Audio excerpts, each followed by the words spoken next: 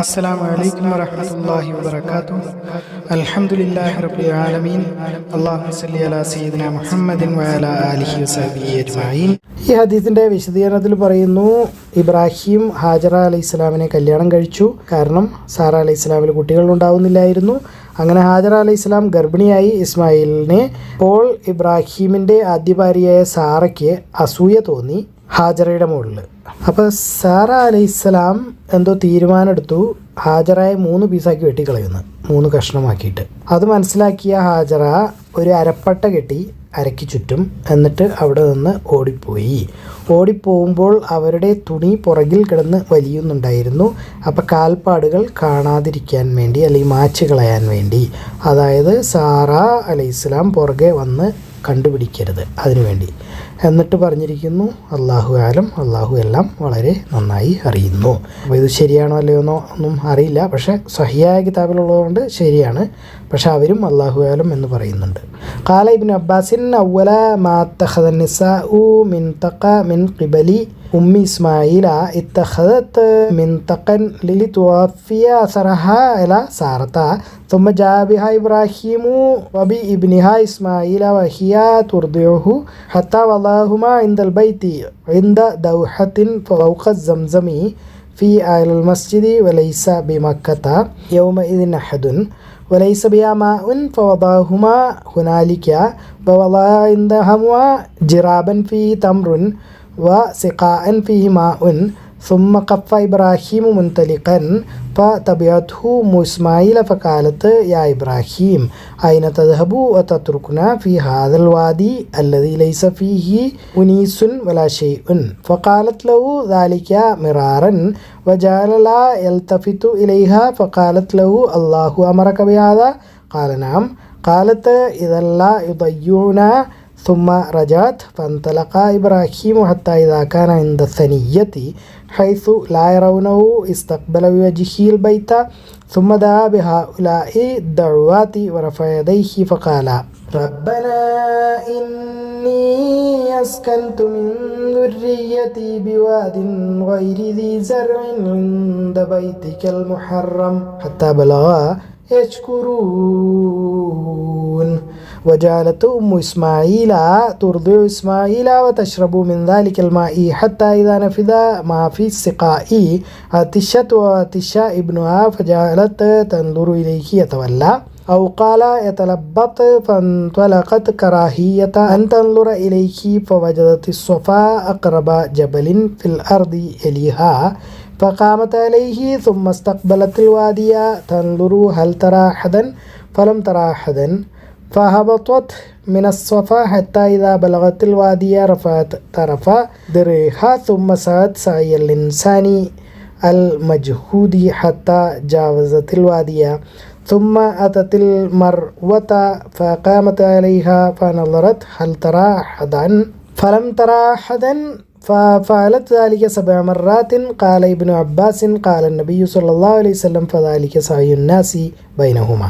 فلما أشرفت على المروة سمعت صوتا فقالت صهن تريد نفسها ثم تسمعت فسمعت أيضا فقالت قد أسمعت إن كان عندك غواث فإذا هي بملك عند موضع زمزم فبحث بعقبه أو قال بجناحه حتى ظهر الماء فجعلت تحوله وتقول بيدها هكذا وجعلت تعرف من الماء في سقائها وهو يفور بعدما تعرف. قال ابن عباس قال النبي صلى الله عليه وسلم يرحم الله أم إسماعيل لو تركت زمزم أو قال لو لم تعرف من زمزم لكانت زمزم عينا معينا. قال فشربت وأرضعت ولدها فقال لها الملك لا تخافوا ضيعتا فإن هذا بيت الله بيني هذا الغلام وأبوه وإن الله لا يضيع أهله.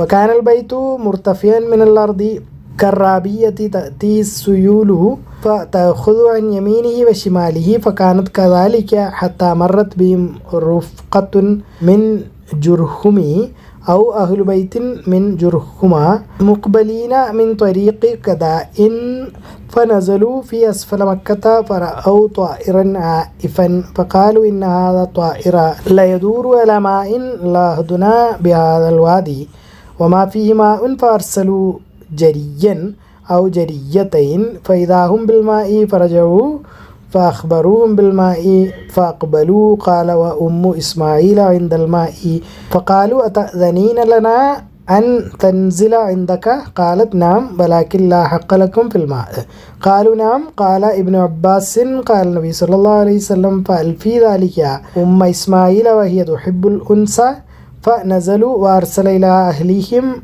فنزلوا معهم حتى إذا كان بها أهل أبيات منهم وشب الغلام وتعلم العربية منهم وأنفسهم وأعجبهم حين شب فلما أدرك زوجوه امرأة منهم وماتت أم إسماعيل فجاء إبراهيم بعدما تزوج إسماعيل يطالع تركته فلم يجد إسماعيل فسأل امرأته عنه فقالت خرج يبتغي لنا ثم سألها عن عيشهم وهيئتهم فقالت نحن بشر نحن في ضيق وشدة فشكت إليه قال فإذا جاء زوجك اقرئي عليه السلام وقولي له يغير عتبة بابه فلما جاء إسماعيل كأنه آنس شيئا فقال هل جاءكم من أحد قالت نعم جاءنا شيخ كذا وكذا فسألنا عنك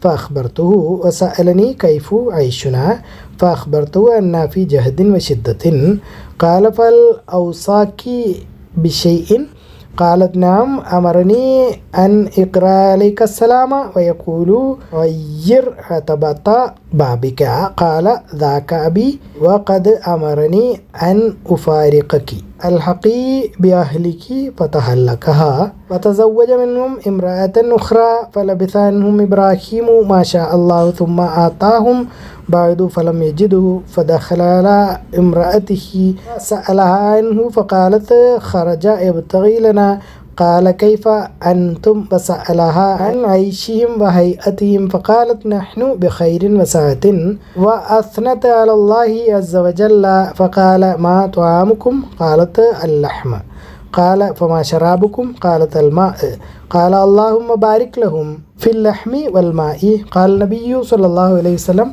ولم يكن لهم يومئذ حب ولو كان لهم دعا لهم فيه قال فهما لا يخلو عليهما أحد بغير مكة إلا لم يوافقاه قال فإذا جاء زوجك فاقرئي عليه السلام ومريه يثبت عتبة بابه فلما جاء إسماعيل قال هل أتاكم من أحد قالت نعم أتانا شيخ حسن الهيئة وأثنت عليه فسألني عنك فأخبرته فسألني كيف عيشنا فأخبرته أنا بخير قال فأوصاك بشيء قالت نعم ويقرأ عليك السلام ويأمرك أن تثبت عتبة بابك قال ذاك أبي وأنت العتبة أمرني أن أمسكك ثم لبث عنهم ما شاء الله ثم جاء بعد ذلك إسماعيل يبري نبلا له تحت دوحة قريبا من زمزم فلما رآه قام إليه فصنع كما يصنع الوالد بالولد والولد بالوالد ثم قال يا إسماعيل إن الله أمرني بأمر قال فاصنع ما أمرك ربك قال وتعينوني قال وأعينك قال فإن الله أمرني أن أبني هاهنا بيتا وإشارة إلى أكمة مرتفعة على ما حولها قال فعند ذلك رفعها القواعد من البيت فجعل إسماعيل يأتي بالحجارة وإبراهيم بيني حتى إذا ارتفع البناء جاء بهذا الحجر فوضعه له فقام عليه وهو يبني إسماعيل يناوله الحجارة وهما يقولان ربنا تقبل منا إنك أنت السميع العليم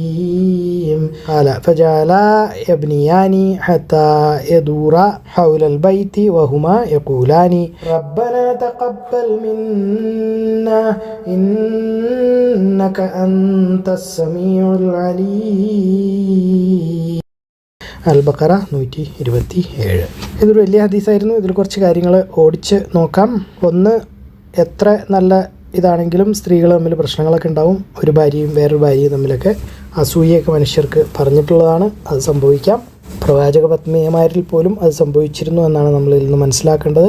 പിന്നെ അള്ളാഹുവിൻ്റെ ഉത്തരവുണ്ടായാൽ നമുക്കൊന്നും ഇനിയിപ്പോൾ അത് വരാൻ പോകുന്നില്ല, കാരണം നമുക്കൊന്നും വഹി വരില്ലല്ലോ. നബിമാർക്ക് അത് ചെയ്യണമായിരുന്നു. അതായത് ഒരു കൊച്ചുകുട്ടിയെയും ഭാര്യയെയും മനുഷ്യനില്ലാത്ത ഒരു കാക്ക പോലും ഇല്ലാത്ത സ്ഥലത്ത്, മരുഭൂമിയിൽ വെള്ളമില്ലാത്ത സ്ഥലത്ത് വിട്ടിട്ട് പോവുക, അതൊക്കെ ചെയ്യേണ്ടി വന്നിട്ടുണ്ട്. ലോകത്തിൽ ഏറ്റവും കൂടുതൽ പരീക്ഷണങ്ങൾ അനുഭവിച്ചതും വിജയിച്ചതും ഇബ്രാഹിം അലൈഹിസ്സലാമാണ്.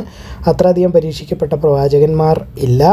അദ്ദേഹത്തിനോളം സ്വന്തം മകനെ ഇറക്കുക, മകനെയും ഭാര്യയെയും കാട്ടിൽ ഉപേക്ഷിച്ചിട്ട് പോവുക, അതുപോലെ ജീവിതകാലം മുഴുവൻ ഹിജറയായിരുന്നു. തുടക്കം മുതൽ 10, 12, 14 വയസ്സുള്ളപ്പോൾ നാട്ടിൽ ആളുകൾ ഉപദ്രവിക്കാൻ തുടങ്ങി.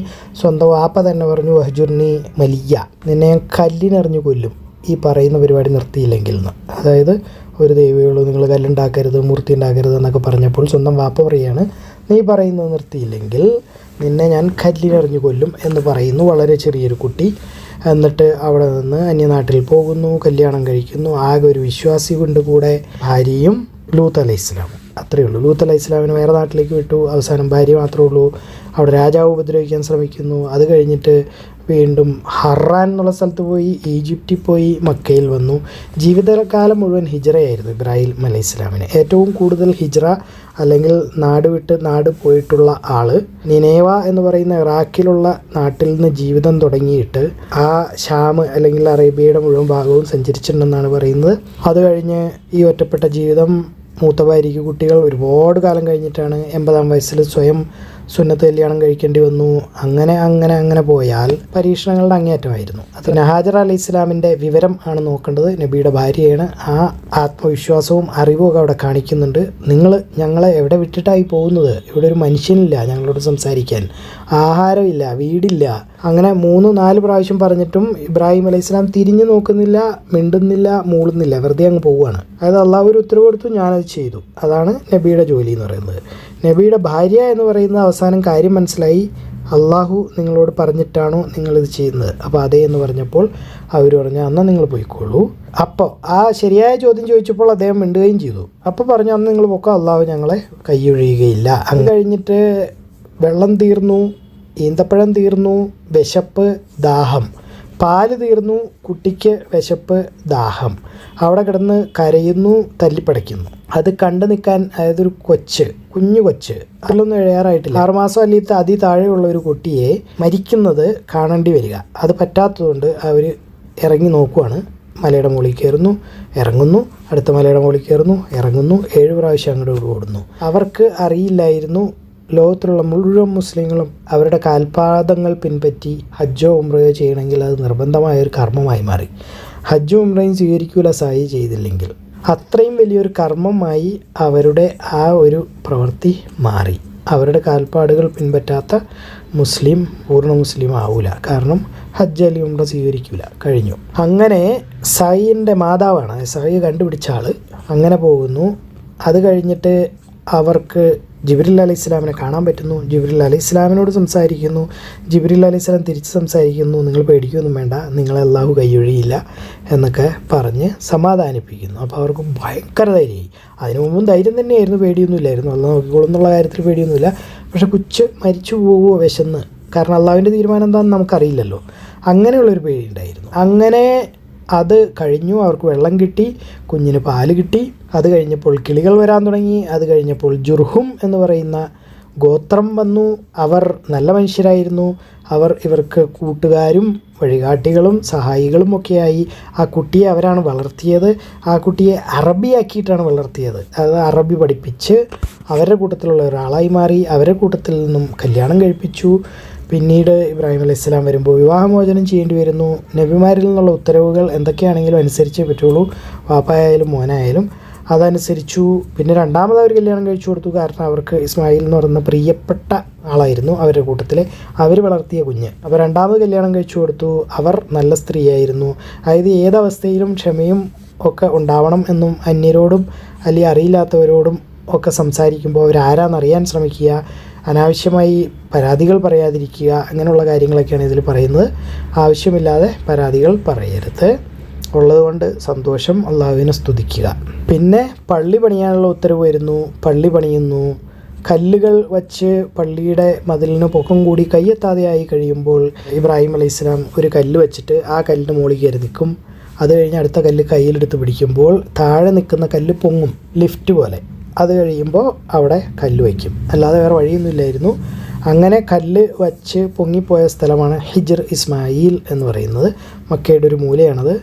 അവിടെ എപ്പോഴും പോലീസും പട്ടാളമൊക്കെ ആയിരിക്കും, നിസ്കരിക്കാനൊന്നും സമ്മതിക്കില്ല, VIP മാത്രമുള്ളതാണ്. അപ്പോൾ മക്കയുടെ ഒരു മൂലയിൽ ഇച്ചിരി സ്ഥലം വട്ടത്തിൽ അർദ്ധവൃത്താകൃതിയിൽ വിട്ടിട്ടുണ്ട്.